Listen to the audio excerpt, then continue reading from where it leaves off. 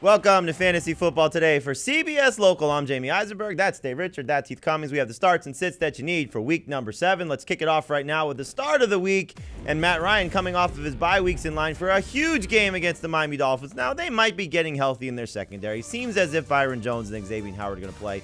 But I think Matt Ryan's still going to light up this defense. He's got 25 or more fantasy points each of his last 2 games. He's actually averaging 25 fantasy points in his last 4 games. And for the season, the Dolphins allowed 25 fantasy points to opposing quarterbacks. Matt Ryan gets Calvin Ridley back. He got Kyle Pitts going in their last game in London. Russell Gage is back on top of it if you need another incentive. But Matt Ryan's in line for a huge start against the Dolphins in week number 7. My other starts for this week include a running back who's been struggling mightily in Miles Sanders. But hopefully Nick Sirianni gets the message and gives him the ball. Sanders against the Raiders could be a top 15, maybe even top 10 running back for week number 7. Let's go from my starts to Heath's starts. Let's take a look at your options, Heath. And you like the other side of that Falcons-Dolphins game with a quarterback and wide receiver. Yeah, guess what? The Falcons have a bad defense as well. And Tua looked pretty good in his most recent start. Yes, it was against Jacksonville. I'm not sure Jacksonville's pass defense is that much worse than the Atlanta Falcons.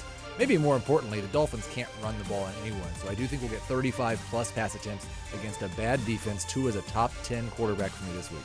Hopefully he steps up for a lot of fantasy managers looking for bye-week help. Matt Ryan, Tua Tagovailoa, 2 quarterbacks you could be pivoting to this week with 6 teams on a bye. Dave, your starts for this week include a quarterback that we might have a little bit of a disagreement on. Joe Burrow taking on the Ravens. You like him this week? How can you not like Joe Burrow? Look at what he's done this year. Multiple touchdowns in every single game. And in his last 3 games, 270-plus yards in each of them.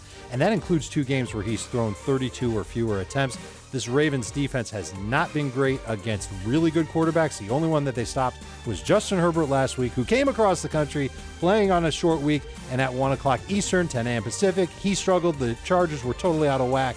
I think the Ravens are going to have their hands full with Joe Burrow. I think the reason you don't like Joe Burrow is because of that opponent, the Baltimore Ravens. While they have given up some fantasy points, it's mostly been to Patrick Mahomes and 2 quarterbacks who played overtime against them. I don't believe that Joe Burrow is going to have the pass yardage. You mentioned what he's done over his last 3 weeks.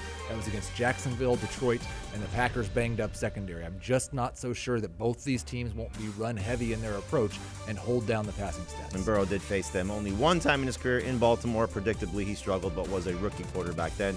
You also don't like T. Higgins in that same game. No, I don't. And you look at T. Higgins, he's got 60 yards or fewer in every game this season. He's not getting the volume because of Jamar Chase. Chase took over what he did in the deep game, and Tyler Boyd gets the short stuff. All right, so you got those sits for you, the sits for you, Dave. Another wide receiver in that same game, Tyler Boyd. So you like Joe Burrow, but you don't like Tyler Boyd. I know it's a little crazy how that works out, but I think this is a big game for Jamar Chase. I think C.J. Uzomah is a sleeper this week. I'm okay with T. Higgins. He's a bust candidate, but not necessarily someone I'd flat out sit. But Boyd really just has not been involved enough. The only time he's been good is when the Bengals are in hurry-up mode. I don't think that's going to be the case this week against Baltimore. I think it's going to be a competitive game. They'll play at their pace. Burrow will still be good.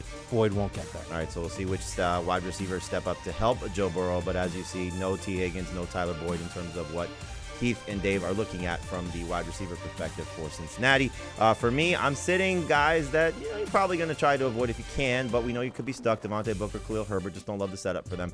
DK Metcalf, I know you're not probably sitting him, but just you got to remember, it's Geno Smith under center against the Saints defense that's probably going to put Marshawn Lattimore on Metcalf. Could be a tough matchup for him. Coming off a bad game against the Steelers, closer to a number 3 receiver than he is a number 1 receiver. Bad situation for the Seattle wide receivers with Geno Smith under center. There's your starts and sits for week number 7. Good luck sending your lineups. Lots of teams on a bye, but you're still going to be successful. For Heath, for Dave, I'm Jamey. Thanks for watching Fantasy Football Today for CBS Local. Don't forget to check out Fantasy Football Today on CBS Sports HQ every Monday through Friday, noon Eastern, Sunday, 10 a.m. Eastern. We have you covered for all your fantasy football needs.